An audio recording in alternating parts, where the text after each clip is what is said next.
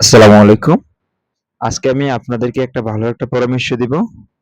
হ্যাঁ, যদি এভাবে পরামর্শ মেনে কাজ করতে পারেন তাহলে আপনার অনেক কিছু করতে পারবেন। যেমন জানালার সাইডে ঝুলন্ত খাঁচায় কবুতর এবং কোয়েল পাখি পালতে পারেন। যেমন কোনো দুর্গন্ধ আসবে না, কোনো গন্ধ আসবে না, কোনো কিচ্ছু আসবে না। হ্যাঁ, জানালা দিয়ে আদার দিবেন, পানি দিবেন। হ্যাঁ, কোয়েল পাখি পালবেন, কবুতর পালবেন। যেমন আমার ২ টি কোয়েল পাখি আছে। হ্যাঁ, এই যে ২ টি কবুতর আছে কি সুন্দর মাশাআল্লাহ। আর কয়দিন পরে ডিম পারবো বুঝছেন? এই যে এটি হচ্ছে আমার কবুতর।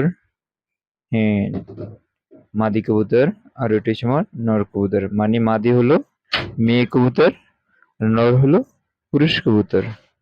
ঠিক আছে? এই যে মা ওইটা অনেক চালাক। ল্যাঞ্জাটা চিড়ে গেছে আরকি।